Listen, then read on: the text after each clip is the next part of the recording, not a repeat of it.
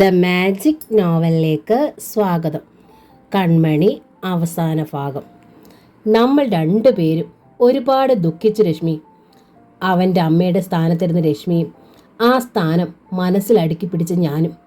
മനസ്സുകളിലെ അഗ്നിപർവ്വതങ്ങൾ പൊട്ടിയൊലിച്ച lava ഉറഞ്ഞു തണുത്തപ്പോൾ ആ തരിശു ഭൂമിയിലും പുല്ല് കിളിർത്തു. ടെസ്റ്റുകൾ കഴിഞ്ഞ് ഡോക്ടർ പറഞ്ഞു, എവരിത്തിങ് ഈസ് ഓൾ റൈറ്റ്. മറ്റന്നാൾ ഓപ്പറേഷൻ തീയതി. പുലർച്ചെ വന്ന് തിയേറ്ററിന് മുമ്പിൽ ഇരിക്കുന്ന പ്ലാസ്റ്റിക് കസേരകളിലിരിക്കുകയാണ് രശ്മിയും സുഹാസും. കുഞ്ഞ് തിയേറ്ററിനകത്താണ്. വിശാഖയെ കിടത്തിയ സ്ട്രക്ചർ അടുത്ത് വന്നപ്പോൾ സുഹാസും രശ്മിയും അതിനിരുവശത്തായി നിന്നു. വിശാഖയുടെ വാടിയ മുഖത്ത് വിളറിയ ചിരി. അവർ രണ്ടുപേരുടെയും കയ്യിൽ പിടിച്ചു. പ്രാർത്ഥിക്കണം, എനിക്ക് വേണ്ടിയും. തിയേറ്ററിൻ്റെ വാതിൽ അവരുടെ മുന്നിൽ അടഞ്ഞു. അല്പം കഴിഞ്ഞാണ് സുഹാസ് ശ്രദ്ധിച്ചത്. ഇടനാഴിയുടെ അങ്ങേയറ്റത്ത് ഒരു ചെറിയ ആൾക്കൂട്ടം. സൂപ്രണ്ടും ചില ഡോക്ടേഴ്സും ആരോ അകമ്പടി സേവിച്ചുകൊണ്ട് വരികയാണ്. ആൾ VIP ആണെന്ന് തോന്നുന്നു. രാഷ്ട്രീയക്കാരോ ആകാനാണ് സാധ്യത. കുറേ കൂടി അടുത്ത് വന്നപ്പോൾ സുഹാസിന് ആളെ മനസ്സിലായി. ഡോക്ടർ ജയന്ത് ഗോപാൽ. സുഹാസ് മുഖം തിരിച്ചിരുന്നു. ജയന്തിൻ്റെ ക്യാബിനിൽ വെച്ചുണ്ടായ അസുഖകരമായ രംഗം അയാൾക്ക് ഓർമ്മ വന്നു. സംഘം അടുത്തെത്തി. സൂപ്രണ്ട് പറഞ്ഞു, സർ, ഇതാണ് തിയേറ്റർ. ജയന്തിൻ്റെ ഉറച്ച ശബ്ദം. എല്ലാം ഏർപ്പാട് ചെയ്തിട്ടുണ്ടല്ലോ അല്ലേ? സൂപ്രണ്ട് വിനീതനായി പറഞ്ഞു. സാർ എന്താ പറയുന്നത്? സാറിൻ്റെ വൈഫല്ലേ അകത്ത്. മികച്ച അറ്റൻഷൻ കിട്ടും. എല്ലാ ഏർപ്പാടുകളും ചെയ്തിട്ടുണ്ട്. സൂപ്രണ്ട് കൂടുതൽ വിനീതനായി. സർജറി തീരാൻ കുറച്ച് സമയമെടുക്കും. നമുക്ക് എൻ്റെ റൂമിലിരിക്കാം സാർ. വേണ്ട, ഞാനിവിടെ ഇരിക്കാം. ഇവിടെ AC ഇല്ല. It's okay, I will sit somewhere here. സുഹാസിനെ സൂക്ഷിച്ചു നോക്കിക്കൊണ്ടാണ് ജയന്ത് അത് പറഞ്ഞത്. സൂപ്രണ്ടും സംഘവും മടങ്ങുമ്പോൾ ജയന്ത് നേരെ അവരുടെ അടുത്തേക്ക് വന്നു. ഹലോ നെയ്ബേഴ്സ്, പരിചയപ്പെടുത്തണോ എന്നെ? അത്ര സന്തോഷത്തോടു കൂടിയല്ലാതെ സുഹാസ് പറഞ്ഞു. നമ്മൾ നേരത്തെ ശരിക്കും പരിചയപ്പെട്ടിട്ടുണ്ടല്ലോ. പിണക്കം മാറിയില്ല അല്ലേ? Of course. എന്നോട് വെറുപ്പ് തോന്നിയില്ലെങ്കിലേ അതിശയമുള്ളൂ. അത്തരത്തിലൊക്കെ ഞാൻ പ്രവർത്തിച്ചിട്ടുണ്ട്. ഞങ്ങൾ അത്തരത്തിൽ പ്രവർത്തിച്ചിട്ടില്ല സാർ. ആരെയും മയക്കുന്ന ഒരു ചിരിയാണ് അതിന് മറുപടി. കമോൺ മിസ്റ്റർ സുഹാസ്, നമുക്കല്പം നടക്കാം. ഈവനിങ് വാക്കാണ് സാർ ഉദ്ദേശിക്കുന്നതെങ്കിൽ ഇപ്പോൾ രാവിലെയാണ്. കമോൺ മാൻ. ജയന്ത് സുഹാസിൻ്റെ തോളിൽ കൈയിട്ടു. സുഹാസിന് വല്ലാത്ത ത്രില്ല്. ഒരിക്കൽ മനസ്സിൽ വിഗ്രഹമായി പൂജിച്ച മഹാനുഭാവനാണ് തോളിൽ കൈയിടുന്നത്. അയാൾ കൂടെ നടന്നു. ഞാൻ ഓർക്കുന്നു, ഒരിക്കൽ നിങ്ങൾ പറഞ്ഞു നിങ്ങൾ എന്നെ ആരാധിച്ചിരുന്നു എന്ന്, ഒരു എക്കണോമിക്സ് വിദ്യാർത്ഥി എന്ന നിലയിൽ. പിന്നീട് വളരെ അസുഖകരമായ ചുറ്റുപാടിൽ നമുക്ക് കാണേണ്ടി വന്നു. നിങ്ങളുടെ മനസ്സിൽ എന്നെക്കുറിച്ചുള്ള പിക്ചർ മാറിയിരിക്കാം. അതെപ്പോഴും അങ്ങനെയാണ്. അകലെ നിന്ന് നോക്കുമ്പോഴുള്ള ആരാധന അടുത്ത് വരുമ്പോൾ ഉണ്ടാകാറില്ല. എന്നെക്കുറിച്ച് കൂടുതൽ അറിയുമ്പോൾ നിങ്ങളുടെ മനസ്സിൽ സഹതാപമാകും ജനിക്കുക. സുഹാസിന് അതിശയം തോന്നാതിരുന്നില്ല. ലോകം ആദരിക്കുന്ന വ്യക്തിയാണോ തന്നോട് സംസാരിക്കുന്നത്? ആ പെരുമയുടെ ദാവള്യത്തിൽ നിന്നും ഒരു പച്ച മനുഷ്യൻ ഇറങ്ങി വരികയാണോ? വിവാഹം കഴിക്കാൻ മറന്നുപോയവനാണ് ഞാൻ. സെമിനാർ, പ്രോജക്റ്റ്, കോൺഫറൻസ്, ലെക്ചർ ക്ലാസ്സുകൾ, സർവേ. എൻ്റെ ജീവിതത്തിന് എക്കണോമിക്സ് മണമായിരുന്നു. പ്രണയം ജനിക്കേണ്ട നാളുകളിൽ എൻ്റെ മനസ്സിൽ IMFും ഇക്കോഫയും ഒക്കെയായിരുന്നു. പിന്നീട് മനസ്സിലൊരു കൊച്ചു പ്രണയം വന്ന് ജനിച്ചപ്പോൾ അതൊരു 28 വയസ്സ് താഴെയുള്ള പെൺകുട്ടിയോടായിപ്പോയി.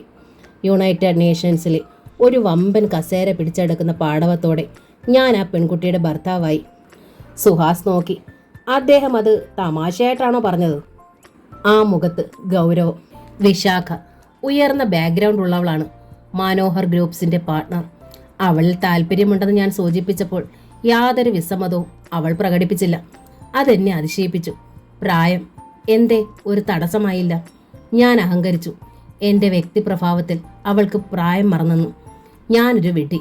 പാകിസ്ഥാനിയായ ഒരു കെമിക്കൽ എഞ്ചിനീയറുമായി അവൾ പ്രണയത്തിലായിരുന്നു. അയാൾ ടോക്കിയോയിൽ ഒരു എയർ ക്രാഷിൽ മരിക്കുമ്പോൾ അവൾ ഗർഭിണിയായിരുന്നു. അബോർഷന് വഴങ്ങാത്ത വിശാഖ സഹോദരന്മാരുടെ ഏർപ്പാടിൽ തിരുവനന്തപുരത്തെത്തി രഹസ്യമായി പ്രസവിച്ചു. ഇതൊക്കെ ഞാൻ അറിയുന്നത് ദിവസങ്ങൾക്ക് മുമ്പ്. സുഹാസ് അതിശയത്തോടെ കഥ കേൾക്കുകയായിരുന്നു.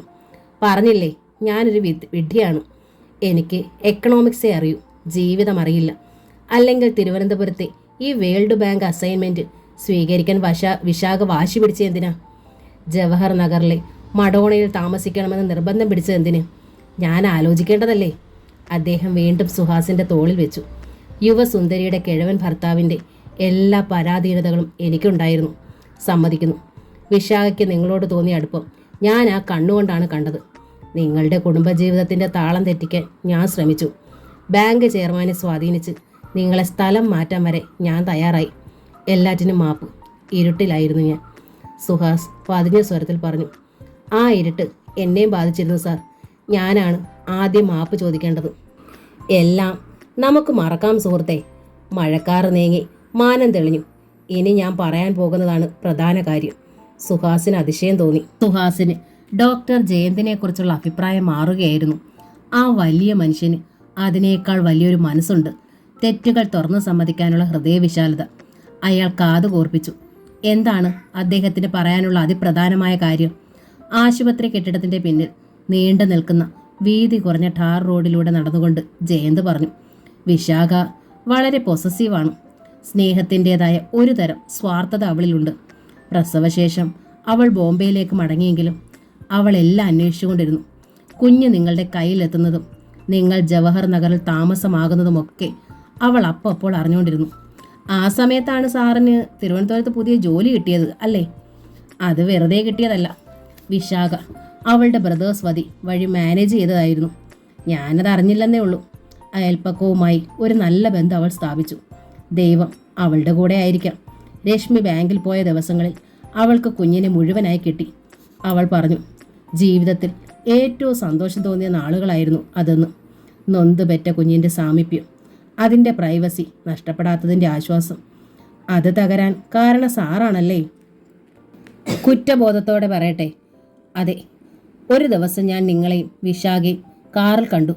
ഞാൻ സംശയാലുവായി. അതിൻ്റെ റിസൾട്ട് പറയണ്ടല്ലോ. എല്ലാം തകിടം മറിഞ്ഞു. വിശാഖ വേദനയോടെ കോഴിക്കോട്ടേക്ക് മടങ്ങി. അവളുടെ തറവാട് അവിടെയാണല്ലോ. അല്പം വൈകിയാണ് വിശാഖ കുഞ്ഞിൻ്റെ കിഡ്നി ഫെയിലറിൻ്റെ കാര്യം അറിഞ്ഞത്. അവൾ ഓടി എൻ്റെ അടുത്ത് വന്ന് എല്ലാ കാര്യങ്ങളും പറഞ്ഞു. മുഴുവൻ സത്യങ്ങളും തുറന്നു കാട്ടി. എൻ്റെ അനുവാദം പോലും ചോദിക്കാതെ ഈ ഹോസ്പിറ്റലിലേക്ക് ഓടി. ഇനിയാണ് ഞാൻ നേരത്തെ പറഞ്ഞ പ്രധാന കാര്യം. അദ്ദേഹം ഒരു സിഗരറ്റ് കത്തിച്ച് കടിച്ചു പിടിച്ചു. വിശാഖയുടെ ആത്മാവിൻ്റെ അംശമാണ് ആ കുഞ്ഞ്. അവനില്ലാതെ അവൾക്ക് ജീവിക്കാനാവില്ല. എനിക്കറിയാം. അവനില്ലാതെ ഞാൻ അവളെ ബോംബെയിലേക്ക് മടക്കിക്കൊണ്ടുപോയാൽ ഭ്രാന്തിന് ചികിത്സിക്കേണ്ടി വരും. ഒറ്റയ്ക്ക് അവളെ ഫ്ലാറ്റിലാക്കി പോകാൻ പോലും എനിക്ക് ധൈര്യമുണ്ടാവില്ല. എന്തെങ്കിലും കടുങ്കൈ കാട്ടാൻ കൂടി മടിക്കില്ലവൾ. അതുകൊണ്ട് ബാക്കി സുഹാസിന് മനസ്സിലായി. പറയാതെ തന്നെ കുഞ്ഞിനെ അതിൻ്റെ യഥാർത്ഥ അമ്മയോടൊപ്പം പോകാൻ അനുവദിക്കണം. ദത്തെടുത്ത അവകാശം വിട്ടുകൊടുക്കണം. പെട്ടെന്ന് എടുത്തു തരാൻ പറ്റുന്ന കാര്യമല്ല ചോദിക്കുന്നതെന്ന് അറിയാം. നിങ്ങളുടെ ഹൃദയത്തിൻ്റെ ഭാഗമാണ് ആ കുഞ്ഞ്. എന്തെങ്കിലും ഒരു അവകാശത്തിൻ്റെ പേരിലുമല്ല ഈ ചോദ്യം. എൻ്റെ വിശാഖ പാവമാണ്, മനക്കട്ടിയില്ലാത്തവൾ. ഇപ്പോഴും ഓർക്കുന്നു, ഒരിക്കൽ ഡൽഹിയിൽ വെച്ച് കാറിൻ്റെ വീല് കയറി ഒരു പൂച്ച ചത്തു. 2 ദിവസം ആ പൂച്ചയെ ഓർത്തവൾ ആഹാരം കഴിക്കാതിരുന്നു. സംഭാഷണത്തിൻ്റെ ഒഴുക്ക് മുറിയുന്നത് തറയിൽ നോക്കി ചിന്താമഗ്നനായി നടക്കുന്ന സുഹാസ് ശ്രദ്ധിച്ചില്ല. അയാൾ തലയുയർത്തി നോക്കുമ്പോൾ നിറഞ്ഞൊഴുകുന്ന 2 വൃദ്ധനയനങ്ങൾ. ഛേ, എന്താ ഇത് സാർ, ഇങ്ങനെ ഇമോഷണൽ ആയാലോ? വിവാഹം ഒരനാവശ്യമാണെന്ന് വിശ്വസിച്ചിരുന്ന എന്നെ ദാമ്പത്യത്തിൻ്റെ മധുരം രുചിപ്പിച്ചവളാണ് വിശാഖ. ഇന്ന് എൻ്റെ താങ്ങും തണലും അവളാണ്. വയ്യ സുഹാസ്, അവളെ നഷ്ടപ്പെടാൻ എനിക്ക് വയ്യ. സുഹാസ് കാണുകയായിരുന്നു. ഈ മനുഷ്യൻ, ഈ വലിയ മനുഷ്യൻ, ഭാരതത്തിൻ്റെ ഈ വിശ്വപൗരൻ ഒരു പേട്ടുകളവനെ പോലെ തൻ്റെ മുന്നിൽ നിന്ന് തേങ്ങുന്നു. സാറിൻ്റെ പൊസിഷൻ എനിക്ക് മനസ്സിലാവും. പക്ഷേ എനിക്കറിയാം സുഹാസ്, രശ്മിയും ഒരമ്മയാണ്. അറിയാഞ്ഞിട്ടല്ല. സാർ ക്ഷമിക്കണം. പെട്ടെന്നൊരു തീരുമാനം ഈ കാര്യത്തിൽ സാധ്യമല്ല. എനിക്ക് ഒറ്റയ്ക്ക് തീരുമാനിക്കാവുന്ന കാര്യവുമല്ലിത്. Take your own time. ആലോചിക്കുക. But come to me with a yes no എന്ന് പറയരുത്. അവർ നടന്ന് പിന്നിലെ ഗേറ്റിൻ്റെ അടുത്തെത്തി. അവിടെയൊക്കെ പുല്ല് വളർന്നു നിൽക്കുന്നു. നമുക്ക് തിരികെ നടക്കാം സാർ. തിരികെ നടന്ന് മുറ്റത്തെത്തുമ്പോൾ വരാന്തയുടെ അരികിൽ രശ്മി. എവിടെ പോയിരുന്നു? സർജറി കഴിഞ്ഞു. ഡോക്ടർ എവിടെ? ഡോക്ടർ പുറത്ത് വന്നില്ല. നേഴ്സ് വന്ന് പറഞ്ഞു. വിജയസ്മിതത്തോടെ പുറത്തേക്ക് വന്ന doctor Cyriac. Everything goes well. Kidney transplant ചെയ്തു. പുതിയ കിഡ്നിയിലൂടെ ആദ്യത്തെ യൂറിൻ പോയി. Pink colour, good symptom. എല്ലാ മുഖങ്ങളിലും ചിരി. എനിക്ക് മോനെ കാണണം. മുന്നോട്ടാഞ്ഞ് രശ്മിയെ ഡോക്ടർ തടഞ്ഞു. നോ, ഇപ്പോൾ വേണ്ട. ഇപ്പോഴെന്നല്ല, കുറച്ച് ദിവസത്തേക്ക് അവനെ കാണുന്നതിൽ ചില നിയന്ത്രണങ്ങളൊക്കെ ഉണ്ടാകും. ഇൻഫെക്ഷൻ വരാതെ നോക്കണം. ഡോക്ടർ സിറിയക് ജയന്തിനെ തൊഴുതു. അങ്ങയെക്കുറിച്ച് ധാരാളം കേട്ടിട്ടുണ്ട്, വായിച്ചിട്ടുണ്ട്. പത്മഭൂഷൺ സ്വീകരിക്കുന്നതിൻ്റെ ക്ലിപ്പിംഗ്സ് ടി വിയിൽ കണ്ടിരുന്നു. You are happy? ഒരു ജീവൻ രക്ഷിച്ചതിൻ്റെ സന്തോഷം. അതെ സാർ, ഒരു ജീവൻ രക്ഷിക്കാൻ വേണ്ടി ഊണും ഉറക്കവും ഉപേക്ഷിച്ച് കഷ്ടപ്പെടുമ്പോൾ വല്ലാത്ത സംതൃപ്തി തോന്നും. പക്ഷേ പുറത്ത് വരുമ്പോൾ അത് തീരും. അതെന്താ? പത്രത്തിൽ വായിക്കുന്നത് ബോംബെറിഞ്ഞു, കഴുത്ത് വെട്ടി, ബസ് കത്തി 200 പേർ മരിച്ചു എന്നൊക്കെയല്ലേ. ഇപ്പോൾ റോഡിലെ ഒരു കുഴി നികത്താൻ അധികൃതർ നടപടിയെടുക്കണമെങ്കിൽ കുറഞ്ഞത് 3 സ്കൂട്ടറെങ്കിലും അതിൽ വീണ് 6 പേരെങ്കിലും മരിക്കണം. എല്ലാവരും ഉറക്കെ ചിരിച്ചു, സുഹാസ് ഒഴികെ. നമ്മൾ ഓപ്പറേഷൻ തിയേറ്ററിനകത്ത് ഒരു ജീവൻ രക്ഷിക്കാൻ രാപകലില്ലാതെ കഷ്ടപ്പെടുമ്പോൾ പുറത്തതിന് പുല്ലുവില. ജയന്തും ആ തമാശയിൽ ചേർന്നു. ഇപ്പോഴത്തെ രാഷ്ട്രീയ വഴക്കുകളിൽ കുത്തിക്കൊലയും കഴുത്തുവെട്ടും ഇല്ല, കയ്യോ കാലോ വെട്ടിമാറ്റുകയാണ് പതിവ്. സാർ പറഞ്ഞത് ശരിയാണ്. ഇപ്പോൾ മെഡിക്കൽ സയൻസിൽ ഒരു പുതിയ ബ്രാഞ്ച് ഉണ്ടായിട്ടുണ്ട്. അറ്റുപോയ അവയവങ്ങളെ തുന്നിച്ചേർക്കൽ, വാസ്കുലർ സർജറി.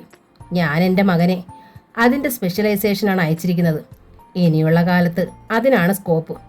എല്ലാവരും ഉറക്കെ ചിരിക്കുമ്പോൾ രശ്മി ശ്രദ്ധിച്ചു. സുഹാസിൻ്റെ മുഖത്തൊരു വാട്ടം. ഈ സന്തോഷം അയാളിൽ പ്രതിഫലിക്കുന്നില്ലേ?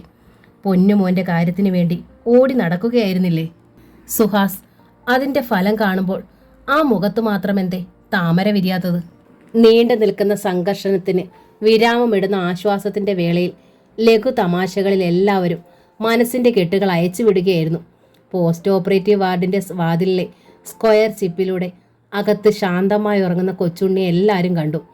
സന്തോഷ കണ്ണീരിൽ തികട്ടി വന്ന ഗദ്ഗതത്തിൽ കുതിർന്ന വാക്കുകളാണ് രശ്മിയിൽ നിന്ന് അടർന്നു വീണത്. അത് നമ്മുടെ കൊച്ചുണ്ണിയല്ല, അവൻ്റെ പുനർജന്മം. എല്ലാവരോടും മടങ്ങിപ്പോയിക്കോളാൻ ഡോക്ടർ സിറിയക് പറഞ്ഞു. പോസ്റ്റ് ഓപ്പറേറ്റീവ് വാർഡിൽ പുറത്തുനിന്ന് ആർക്കും പ്രവേശനമില്ല. ആ ആശുപത്രിയിലെ ചട്ടപ്രകാരം ബൈസ്റ്റാൻഡേഴ്സിന് രാത്രി അകത്ത് കഴിയാൻ അനുവാദമില്ല. ആവശ്യമെങ്കിൽ പുറത്ത് താമസിക്കാം. ഒരു പ്രോബ്ലമില്ല, ധൈര്യമായി പോയിക്കോളൂ. എന്തെങ്കിലും ആവശ്യമുണ്ടെങ്കിൽ ഫോൺ ചെയ്യാം. എല്ലാവരും മടങ്ങി. സുഹാസ് കാറിൽ കയറാൻ നേരം ജയന്ത് വിളിച്ചു. 1 മിനിറ്റ്. രശ്മി കാറിലിരിക്കാൻ പറഞ്ഞിട്ട് സുഹാസ് ജയന്തിൻ്റെ അടുത്തേക്ക് വന്നു. You are under orders of transfer അല്ലേ? അതെ സാർ, ഗ്വാളിയറിലേക്ക്. ഞാനാണല്ലോ അതിൻ്റെ കാരണക്കാരൻ അല്ലേ? ഞാൻ തന്നെ അത് തിരുത്തി തരാം. നാളെ തന്നെ ചെയർമാനെ വിളിച്ച് പറയാം അത് ക്യാൻസലാക്കാൻ. നിങ്ങളുടെ ബാങ്കിൻ്റെ ടോപ്പ് ബ്രാസുമായി കുറച്ച് ബന്ധമുണ്ട് എനിക്ക്. ഇൻഫാക്റ്റ് ഒരിക്കൽ അതിൻ്റെ ഡയറക്ടർ ബോർഡിലേക്ക് എനിക്കൊരു ഓഫർ വന്നതാണ്. I refused it. സുഹാസിന് വേണ്ടി ആ ബാങ്കിൽ പലതും ചെയ്യാൻ എനിക്ക് കഴിയും. താല്പര്യമുണ്ടോ? പറഞ്ഞോളൂ. ഒരു ഫാസ്റ്റ് ട്രാക്ക് പ്രൊമോഷൻ, എനിക്ക് സ്പെഷ്യലൈസ്ഡ് അസൈൻമെൻറ്റ്. സുഹാസിൻ്റെ ഉള്ളം തുടിച്ചു. സുഹാസ് കേട്ടിട്ടില്ലേ?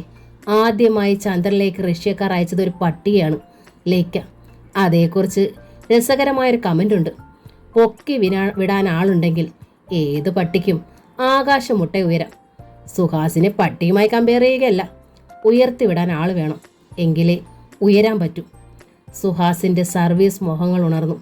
കരിയർ കൊടുമുടിയിലേക്ക് ഏണി ചാരിത്തരാൻ കഴിവുള്ള കരങ്ങളാണ് മുന്നിൽ. എന്താണ് നിങ്ങളുടെ എഡ്യൂക്കേഷൻ ക്വാളിഫിക്കേഷൻ?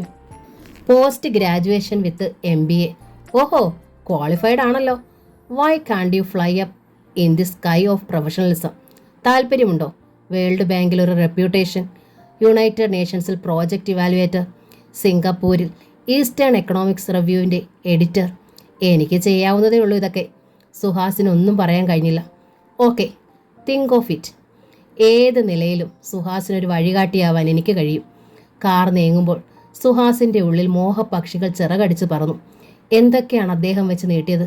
കരിയർ സ്വർഗങ്ങൾ, സർവീസ് പർദീസകൾ, താഴെ നിന്ന് മാത്രം നോക്കിക്കാണാൻ കഴിയുന്ന വാഗ്ദത്ത സിംഹാസനങ്ങൾ. സുഹേടൻ എന്താ ആലോചിക്കുന്നത്? മോനെക്കുറിച്ചാണോ? അയാൾ ചിന്തയിൽ നിന്ന് ഞെട്ടി ഉണർന്നു. അതെ, ഉയരങ്ങളിൽ എവിടെയോ ചരിക്കുന്ന മനസ്സിൽ നിന്ന് ഉതിർന്നു വീണത് ആ വാക്കുകളാണ്. അതെ, അവൻ തന്നെയാണ് ഇപ്പോഴും പ്രശ്നം. ജീവിതം അങ്ങനെയാണ്, അത് നമുക്ക് പിടിതരുന്നില്ല. കൈപ്പിടിയിലൊതുക്കാൻ നമ്മൾ ഭഗീരഥ പ്രയത്നം ചെയ്യുമ്പോൾ അത് അനുസരണയോടെ അനങ്ങാതെ നിന്നു തരുന്നു. പിടിമുറുക്കി ഇനി വിട്ടുപോകില്ല എന്ന് ഉറപ്പിക്കുമ്പോൾ വരാലിനെ പോലെ ഒറ്റച്ചാട്ടം. എത്തിപ്പിടിക്കാൻ കഴിയാത്തത്ര അകലത്തിൽ നിന്ന് അത് ചിരിക്കുന്നു. സുഹാസിൻ്റെയും രശ്മിയുടെയും ജീവിതത്തിൽ സംഭവിച്ചതും അതാണ്. ആഹ്ലാദത്തിൻ്റെ നിലാത്തിരി തെളിയേണ്ട ഇടങ്ങളിൽ ഇരുട്ട് കട്ടിക്കമ്പളം നിവർത്തുന്നു. രശ്മി വിട്ടുവീഴ്ചയ്ക്ക് തയ്യാറാവുന്നില്ല. സുഹേട്ടൻ പറയുന്നതേ എനിക്ക് മനസ്സിലാവുന്നില്ല. പിന്നല്ലേ മറുപടി പറയുന്നത്? രശ്മി, നീ പിടിവാശിക്കാരിയാണ്, തന്നിഷ്ടക്കാരിയാണ്. ഇത്രയും നാൾ ഇതൊക്കെ ഞാൻ സഹിച്ചു. ഇക്കാര്യത്തിൽ പറ്റില്ല. സുഹേട്ടൻ എങ്ങനെ മനസ്സ് വന്നു ഇങ്ങനെ ചിന്തിക്കാൻ, നമ്മുടെ മോനെ വിട്ടുകൊടുക്കണമെന്ന് പറയാൻ? നമ്മൾ ഇത്രയും നാൾ കഷ്ടപ്പെട്ടത് ആർക്കു വേണ്ടി? അവൻ അസുഖം വന്നപ്പോൾ ഊണും ഉറക്കവുമില്ലാതെ സുഹേട്ടൻ നാട് നീളെ ഓടിയില്ലേ? ആ സുഹേട്ടനാണോ ഈ പറയുന്നത്? നീ ഒന്നു മറന്നു. നമ്മുടെ കുഞ്ഞായി വളരുമ്പോഴും അവൻ നമ്മുടെ കുഞ്ഞല്ലായിരുന്നു. അതിൻ്റെ യഥാർത്ഥ അവകാശി വന്ന് ചോദിക്കുമ്പോൾ നമുക്ക് എങ്ങനെ നോ പറയാൻ പറ്റും? രശ്മി ചാടി എണീറ്റു. സുഹാസിൻ്റെ നേരെ വിരൽ ചൂണ്ടി. മണ്ടത്തരം പറയരുത് സുഹേട്ടാ. യഥാർത്ഥ അവകാശി എവിടായിരുന്നു ഈ യഥാർത്ഥ അവകാശി? പെറ്റ് തള്ളിയിട്ട് അഭിമാനത്തിൻ്റെ പേര് പറഞ്ഞ് ഓടിയ അമ്മ, പ്രസവിച്ചിട്ട കുഞ്ഞിൻ്റെ മുഖത്ത് പോലും നോക്കാതെ ബോംബെക്ക് പറന്ന അവരാണോ കുഞ്ഞിൻ്റെ യഥാർത്ഥ അവകാശി? സുഹാസ് സമചിത്തത പാലിക്കാൻ ശ്രമിച്ചു. അങ്ങനെ ചെയ്തെങ്കിൽ അവർക്ക് അവരുടേതായ കാരണം കാണും. പക്ഷേ അവരത് മറന്നില്ല. അതിനെ കാണാൻ വേണ്ടി ഭർത്താവിൻ്റെ പോസ്റ്റിംഗ് പോലും മാനേജ് ചെയ്തു. തൊട്ടയലത്ത് വന്ന് താമസിച്ചു. നീ ഇല്ലാത്ത ദിവസങ്ങളിൽ ആ കുഞ്ഞ് സ്വന്തം അമ്മയുടെ മടിയിലാണ് സന്തോഷം അനുഭവിച്ചത്. വലിയ ത്യാഗമൊന്നുമില്ലതിൽ. ഏത് പെണ്ണിനും വയറ്റിൽ പിറന്ന കുഞ്ഞ് പ്രിയപ്പെട്ടതാ. അതിനോട് അടുക്കാൻ കിട്ടുന്ന ഏത് സാഹചര്യവും അവർ ഉപയോഗിക്കും. സുഹാസിൻ്റെ ശബ്ദം അല്പമൊന്ന് ഉയർന്നു. നീ എന്താ പറഞ്ഞത്? അവൻ്റെ ജീവൻ അപകടത്തിലാണെന്നറിഞ്ഞ നിമിഷം ഓടിയെത്തി സ്വന്തം ശരീരത്തിലെ ഏറ്റവും പ്രധാനപ്പെട്ട ഒരു അവയവം ദാനം ചെയ്യാൻ അവർ തയ്യാറായത് ത്യാഗമല്ലേ? അല്ലേ? അവരില്ലായിരുന്നെങ്കിൽ എവിടെ ആയിരുന്നേനെ നിന്റെ മോനിപ്പോൾ? തൈക്കാട് ഇലക്ട്രിക് ശ്മശാനത്തിൽ പറന്നു നടന്നേനെ അവൻ്റെ ആത്മാവ്. രശ്മി തല കുനിച്ചിരുന്നു. സുഹാസ് പതുക്കെ എണീറ്റ് അവളുടെ താടി പിടിച്ചുയർത്തി. ലുക്ക് ലക്ഷ്മി, ആ അവകാശവാദമൊന്നും അവർ ഉന്നയിച്ചില്ല. വാസ്തവത്തിൽ അവർ ഇതിനെക്കുറിച്ചൊന്നും എന്നോട് പറഞ്ഞില്ല. പക്ഷേ ഡോക്ടർ ജയന്തിൻ്റെ വാക്കുകളിൽ നിന്ന് എനിക്ക് മനസ്സിലായി, അവനെ കൂടാതെ വിശാഖയ്ക്ക് ജീവിക്കാൻ കഴിയില്ലെന്ന്. രക്തത്തിന് വെള്ളത്തേക്കാൾ കട്ടിയുണ്ട് രശ്മി. അത് അംഗീകരിച്ച് കൊടുക്കാതെ പറ്റില്ല. രശ്മി മുഖം പൊത്തി കരഞ്ഞു. സുഹേട്ടൻ അത് പറയാം. ഞാനൊരമ്മയാണ്. അവന് വിട്ടുകൊടുക്കാൻ എനിക്ക് കഴിയില്ല. മറ്റൊരമ്മയ്ക്ക് വേണ്ടി നിനക്കതിന് കഴിയണം. അവൻ്റെ യഥാർത്ഥ അമ്മയ്ക്ക് വേണ്ടി. രശ്മി അവിടെ നിന്ന് പോയി കളഞ്ഞു. അവൾക്ക് തല ചുറ്റുന്നത് പോലെ തോന്നി. എന്താണിത്? എന്തൊക്കെയാണ് ഈ സംഭവിക്കുന്നത്? കൊച്ചുണ്ണി, തൻ്റെ മുത്ത്, അവൻ പോയാൽ അവനെ കൂടാതെ ഒരു നിമിഷം ജീവിക്കാൻ കഴിയുമോ തനിക്ക്? ഈശ്വര, എന്തൊരു പരീക്ഷണമാണിത്. ബാങ്കിൽ സുഹാസിനെ കാത്തിരുന്നത് 2 നല്ല വാർത്തകളാണ്. അയാളുടെ ഗ്വാളിയർ ഓർഡർ ക്യാൻസൽ ചെയ്തിരിക്കുന്നു. മറ്റൊന്ന്, ഇന്ത്യയിലെ മെട്രോപൊളിറ്റൻ സിറ്റികളിലും ഗൾഫ് മേഖലയിലും ഡെവലപ്മെൻറ്റ് മാനേജറെ അപ്പോയിൻമെൻറ്റ് ചെയ്യാൻ ബാങ്ക് ഉദ്ദേശിക്കുന്നു. താങ്കളുടെ പേരും പരിഗണനയിലുണ്ട്. സന്നദ്ധത അറിയിക്കുക. സുഹാസ് അകമേ പുഞ്ചിരിച്ചു. ഡോക്ടർ ജയന്തിൻ്റെ മുഖം ഉള്ളിൽ തെളിഞ്ഞു വന്നു. കുറച്ച് ദിവസങ്ങൾക്ക് ശേഷം കുഞ്ഞിനെ ഹോസ്പിറ്റലിൽ നിന്ന് ഡിസ്ചാർജ് ചെയ്തു. അവനെ ഏറ്റുവാങ്ങുമ്പോൾ രശ്മിയുടെ ഉള്ളു വിങ്ങി. എന്തോ അവനെ അങ്ങോട്ട് കൊടുക്കുമ്പോൾ തോന്നിയ ആർജവം തോന്നുന്നില്ല. അവൻ തൻ്റേതല്ല എന്നൊരു തോന്നൽ. സുഹാസ് പറഞ്ഞു, നമുക്ക് സ്വാമിയെ ഒന്ന് പോയി കാണാം. അവനെ തിരികെ തന്നത് സ്വാമിജിയാണ്. വേണ്ട, ഞാൻ വരുന്നില്ല. എന്തേ? അദ്ദേഹം അവനെ എനിക്ക് തിരികെ തന്നില്ലല്ലോ. സ്വാർത്ഥത. ഇതാണ് രശ്മി, സ്വാർത്ഥത. സ്നേഹമാവാം, പക്ഷേ സ്വാർത്ഥത പാടില്ല. സന്ധ്യകൾ ആ വീടിൻ്റെ ഉത്സവങ്ങളായിരുന്നു. വരാന്തയിൽ റബ്ബർ ഷീറ്റിൽ കിടന്ന് കളിക്കുന്ന കൊച്ചുണ്ണി, അവൻ്റെ അടുത്ത് ശബ്ദാകാശത്തോടെ ഇരിക്കുന്ന രശ്മി, ലുങ്കിയെടുത്ത് മുറ്റത്തുലാത്തുന്ന സുഹാസ്. ഇന്നത്തെ സന്ധ്യയ്ക്ക് ആ വീട്ടിൽ ശ്മശാന മൗനം. രശ്മി അകത്ത് കട്ടിൽ കുഞ്ഞിനെ നെഞ്ചോടടുക്കി പിടിച്ചു കടന്നു. ജനലിലൂടെ പമ്മി പമ്മി കടന്നു വരുന്ന ഇരുട്ട്. എണീറ്റ് ലൈറ്റിടാൻ തോന്നിയില്ല. സുഹാസ് പതുക്കെ കടന്നു വന്ന് കട്ടിലിരുന്നു. എങ്ങനെ പറയും അവളോട്? വേദന തിന്ന് തിന്ന് അർദ്ധജീവനായിരിക്കുന്നു രശ്മി. ജയന്ത് സാർ വന്നിരിക്കുന്നു മുൻവശത്ത്. നാളെ അവർ മടങ്ങുകയാണ് ഡൽഹിക്ക്. ഇവിടെ വർക്ക് തീർന്നു. ഉച്ചയ്ക്കുള്ള ഫ്ലൈറ്റിലാണ് മടക്കം. രശ്മി ഒന്നും മിണ്ടിയില്ല. ഉച്ചയ്ക്ക് അവർ വരും. ബാക്കി കേൾക്കാനുള്ള കരുത്തില്ലായിരുന്നു രശ്മിക്ക്. അവൾ തലയിണയുടെ മൂല കടിച്ചു പിടിച്ചു കരഞ്ഞു. ഉറക്കം വിരുന്നുകാരനായി പോലും കടന്നു വരാത്ത ആ രാത്രി അവസാനിക്കുമ്പോൾ ഉയർന്ന കളകളാരവത്തിന് പ്രഭാതത്തിൻ്റെ സൗന്ദര്യമില്ലായിരുന്നു. മുറിവുകളുടെ വിങ്ങൽ മാത്രം. സുഹേട്ടാ, ഞാൻ ഇന്ന് ബാങ്കിൽ പോകുന്നില്ല. രാവിലെ അച്ഛൻ്റെ അടുത്തേക്ക് പോകാം. അവർ വരുമ്പോൾ സുഹേട്ടൻ അവനെ ഏൽപ്പിച്ചാൽ മതി. എന്താ രശ്മി ഇത്? വയ്യ സുഹേട്ടാ. അവർ അവനെയും കൊണ്ടുപോകുന്നത് കാണാൻ എനിക്ക് വയ്യ. നീ തന്നെ കുഞ്ഞിനെ വിശാഖയെ ഏൽപ്പിക്കണം. അതാണ് അതിൻ്റെ മര്യാദ. രശ്മി മുഖം പൊത്തിയിരുന്നു. ഒന്നിനും സമ്മതിക്കില്ലല്ലോ ഈ സുഖേട്ടൻ. നോക്ക്, ഏതോ ഒരു ദശാസന്ധിയിൽ അവൻ നമ്മുടെ ജീവിതത്തിലേക്ക് കടന്നു വന്നതുപോലെ ഇതാ മടങ്ങുന്നു. അത്രേ ഉള്ളോ സുഹേട്ടാ? അവൻ പോകുമ്പോൾ അത്രയ്ക്കോ ഫീലിങ്സ് ഉള്ളോ? നമുക്ക് അവനെ പിരിയുമ്പോൾ മുറിച്ച് കളയാനുള്ളത് ഹൃദയത്തിൻ്റെ ബന്ധമാണ്. മറിച്ചായിരുന്നെങ്കിലോ വിശാഖയ്ക്ക് മുറിക്കാനുള്ളത് പൊക്കിൾക്കൊടി ബന്ധമാണ്. ഇതിലേതാണ് ഭേദം? നീ പറ. എനിക്കൊന്നും അറിയില്ല സുഹേട്ടാ. അവനില്ലാതെ ജീവിക്കാൻ കഴിയുമോ എന്ന് ഞാനൊന്ന് പരീക്ഷിച്ചു നോക്കാം. കഴിഞ്ഞില്ലെങ്കിൽ സുഹേട്ടൻ ഇവിടെ ഒറ്റയ്ക്ക് ജീവിക്കേണ്ടി വരും. തികട്ടി വന്ന ഗദ്ഗതത്തിൻ്റെ വിടവുകളെ മൗനം കൊണ്ടടച്ച് മുറിക്ക് പുറത്തിറങ്ങി. അന്ന് ആ വീട്ടിലെ അടുപ്പിൽ തീ പുകഞ്ഞത് കുഞ്ഞിന് വേണ്ടി മാത്രം. വാരിക്കുത്തിയ സാരിയും പറന്ന മുടിയുമായി മുറിയിലൊക്കെ നടക്കുന്ന രശ്മിയെ കണ്ടപ്പോൾ സുഹാസിൻ്റെ ഉള്ളു വിടഞ്ഞു. അവൾ എന്തൊക്കെയോ പെറുക്കി കൂട്ടുകയാണ്. മോൻ്റെ കളിപ്പാട്ടങ്ങളാ, ഒന്നും ഇവിടെ വെച്ചേക്കണ്ട. അവൻ്റെ ഓർമ്മ ഉണർത്തുന്ന ഒന്നും. സുഹാസ് ശ്രദ്ധിച്ചു. അവൻ്റെ സാധനങ്ങൾ പെറുക്കി കൂട്ടുന്നതിനിടയിൽ അവൾ തൊട്ടിലേക്ക് കുനിഞ്ഞ് അവനെ ഉമ്മ വയ്ക്കുന്നു. ഉയരുമ്പോൾ കണ്ണുകൾ നിറയുന്നു. ഈശ്വര, എല്ലാം നീ തന്നെ. ബന്ധങ്ങൾ ഉണ്ടാക്കുന്നത്, ഉറപ്പിക്കുന്നത്, മുറിക്കുന്നത്. 11:30 ജയന്തും വിശാഖയും കടന്നു വന്നു. പുഞ്ചിരി പോലും അധ്വാനമായി തോന്നുന്ന ഗൃഹസന്ദർശനം. ചിരി പടരാത്ത മുഖങ്ങളിൽ ചുണ്ടുകൾ പണിമുടക്ക് പ്രഖ്യാപിച്ചിരിക്കുന്നു. വിശാഖ അകത്തേക്ക് കടന്നു. അവിടെ കട്ടിലിൽ കൊച്ചുണ്ണി പുത്തൻ ഉടുപ്പൊക്കെ ഇട്ട് യാത്രയ്ക്ക് തയ്യാറായി. അടുത്ത് ചെറിയ ബാഗുകൾ, പോളിത്തീൻ പൊതികൾ. വിശാഖ രശ്മിയെ സൂക്ഷിച്ചു നോക്കി. ആ മുഖം, അത് പെയ്തൊഴിഞ്ഞ ആകാശമല്ലേ? പെയ്തുകൊണ്ടിരിക്കുന്ന ആകാശവുമല്ല, പെയ്യാൻ ഓങ്ങി നിൽക്കുന്ന കാർമേഘം മൂടിക്കെട്ടിയ ആകാശമാണ്. ഇടർന്ന സ്വരത്തിലാണ് രശ്മി സംസാരിച്ചത്. ഒരപേക്ഷ. എത്രയും വേഗം മോനെ ഇവിടുന്ന് കൊണ്ടുപോകണം. ഒരു നിമിഷം നേരത്തെ. എനിക്ക് ശരീരമല്ലാതെ. അവൾ ഭിത്തിയിലേക്ക് ചാരി കൈ കൊണ്ട് തല താങ്ങി. വിശാഖ പതുക്കെ കുനിഞ്ഞ് രശ്മിയുടെ തോളിൽ കൈവച്ചു. കുഞ്ഞിനെ കൊണ്ടുപോകാനോ? എങ്ങോട്ട്? രശ്മി കാൽമുട്ടുകളിൽ മുഖം അമർത്തിയിരുന്നു. കുഞ്ഞിനെ കൊണ്ടുപോകാനല്ല, അവനോട് യാത്ര ചോദിക്കാനാണ് ഞങ്ങൾ വന്നത്. രശ്മി പെട്ടെന്ന് തലയുയർത്തി, റിഫ്ലെക്സ് ആക്ഷൻ പോലെ. എന്താ പറഞ്ഞത്? മനസ്സിലായില്ല. വിശാഖ ചിരിച്ചുകൊണ്ട് രശ്മിയുടെ അടുത്തിരുന്നു. ജയന്താണ് കൺഫ്യൂഷൻ ഉണ്ടാക്കിയത്. എനിക്കറിയാം. എന്നെ ഒരുപാട് സ്നേഹിച്ചു പോയതിൻ്റെ തെറ്റ്. ഇവനെ കൂടാതെ എനിക്ക് ജീവിക്കാൻ കഴിയില്ലെന്ന് അദ്ദേഹം കരുതി. തെറ്റു പറയാൻ വയ്യ. രശ്മിയുടെ വിറയ്ക്കുന്ന കൈ വിശാഖയുടെ തോളിൽ സ്പർശിച്ചു.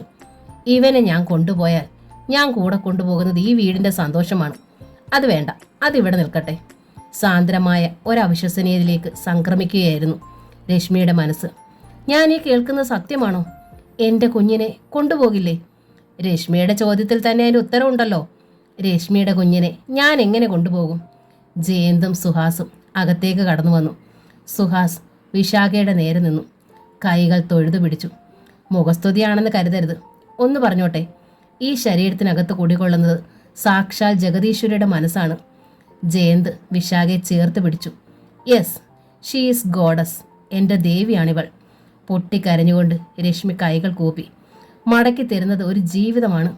തകർന്നു വീഴാൻ തുടങ്ങിയ ജീവിതം. നന്ദി, കൃതജ്ഞത, കടപ്പാട്, ഇതൊന്നും ആവില്ല. ഒരു സമർപ്പണം, അത് മാത്രമേ ഉള്ളൂ പകരമായിട്ട്. വിശാഖ പൊട്ടിച്ചിരിച്ചു. ഷടാ, ഇതെന്താ എല്ലാവരും കൂടി എന്നെ വാനോളം പുകഴ്ത്തുന്നത്? ഞാനൊരു സാധാരണ പെണ്ണ്. തെറ്റുകൾ, അവയിൽ നിന്നൊക്കെ പാഠങ്ങൾ പഠിച്ച് ജീവിതത്തെ ഉന്തിത്തള്ളി ഇവിടെ വരെ കൊണ്ടെത്തിച്ച പെണ്ണ്. അവർ കുഞ്ഞിനെ കയ്യിലെടുത്തു. ഒരവകാശവാദമേ എനിക്കുള്ളൂ. ഇന്നലെ വരെ ഞാൻ ഇവൻ്റെ ഡ്യൂപ്ലിക്കേറ്റ് അമ്മയായിരുന്നു. ഇന്നിവന് 2 അമ്മമാർ. പെറ്റമ്മയും പോറ്റമ്മയുമല്ല, ട്വിൻ മദേഴ്സ്. കൊതി മൂക്കുമ്പോൾ ഡൽഹിയിൽ നിന്ന് പറന്നെത്തും ഞാൻ ഇവനെ കാണാൻ. അവനെ എനിക്ക് വിട്ടുതരണം. ചില ഡൈവേഴ്സ് കേസിലെ കോടതി വിധി പോലെ. ഹ പൊട്ടിച്ചിരിച്ചത് എല്ലാവരുമല്ല, ജയന്തു മാത്രം. മോനെ കാണാൻ ഡൽഹിയിൽ നിന്ന് നീ ഇനി പറക്കണ്ട. ഡൽഹിയിൽ നമ്മുടെ അടുത്ത വീട്ടിൽ അവനും ഉണ്ടാകും. ചോദ്യഭാവം സ്ഫുരിക്കുന്ന മുഖങ്ങളിലൂടെ സസ്പെൻസ് അല്പനേരം നിലനിർത്തി ജയന്ത് പറഞ്ഞു. Shri Dhaneshwari bank has promoted and posted mister Suhas T Menon as its development manager of Delhi region. Kidwai നഗറിൽ ക്വാർട്ടേഴ്സും അറേഞ്ച് ചെയ്ത് കഴിഞ്ഞു. നമ്മുടെ തൊട്ടടുത്ത വീട്. ഇത്തവണ എല്ലാവരും പൊട്ടിച്ചിരിച്ചു. സുഹാസ്, മിക്കവാറും 1 മാസത്തിനകം നിങ്ങൾക്ക് ചാർജ് എടുക്കേണ്ടി വരും. ഞങ്ങൾ ഇറങ്ങുന്നു. താമസിച്ചാൽ എയർപോർട്ടിലെ റിപ്പോർട്ടിംഗ് ടൈം തെറ്റും. എയർപോർട്ടിൽ ഞങ്ങളും ഉണ്ടാവും സാർ. വിമാനത്താവളം സെക്യൂരിറ്റി ചെക്കിങ്ങിലേക്ക് കടക്കുന്ന കവാടത്തിൽ അവർ നിന്നു. ജയന്തും വിശാഖയും സുഹാസും രശ്മിയും. കൊച്ചുണ്ണി വിശാഖയുടെ ഒക്കത്താണ്. ആ മുഖങ്ങളിൽ വേർപാടിൻ്റെ മ്ലാനതയില്ല, പകരം ആഹ്ലാദം, സന്തോഷം, പ്രസരിപ്പ്. സെക്യൂരിറ്റി ചെക്കിങ്ങിനുള്ള മൂന്നാമത്തെ അനൗൺസ്മെൻറ്റ് മുഴങ്ങിയപ്പോൾ സുഹാസ് യാത്രാമംഗളത്തിനായി കൈ ഉയർത്തി. ജയന്ത് പറഞ്ഞു, ഇന്ന് ട്രിവാൻഡ്രം എയർപോർട്ടിൽ നിങ്ങൾ ഞങ്ങളെ യാത്രയാക്കുന്നു. താമസിയാതെ ഡൽഹി എയർപോർട്ടിൽ നിങ്ങളെ സ്വീകരിക്കാൻ ഞങ്ങളും ഉണ്ടാകും. വിശാഖ കൊച്ചുണ്ണിയുടെ കവളിൽ അമർത്തി ഒരു ഉമ്മ കൊടുത്തു. പോട്ടേടാ കള്ള കൊച്ചുണ്ണി, നമുക്കിനി ഇന്ദ്രപ്രസ്ഥത്തിൽ കാണാം. വിമാനം തറയിൽ ഉരുണ്ടു. മുഖം മേലോട്ട് തിരിച്ചു. ആകാശത്തേക്ക് പറന്നുയർന്നു. ഒടുവിൽ മേഘങ്ങളുടെ വെള്ളപ്പുതപ്പിലേക്ക് സ്വയം ഒളിച്ചു. കൺമണി എന്ന നോവൽ ഇവിടെ പൂർണ്ണമാവുകയാണ്. ഈ നോവൽ നിങ്ങൾക്ക് ഇഷ്ടമായെങ്കിൽ ലൈക്ക് ചെയ്ത്, ഷെയർ ചെയ്ത്, സബ്സ്ക്രൈബ് ചെയ്യണേ. Thank you.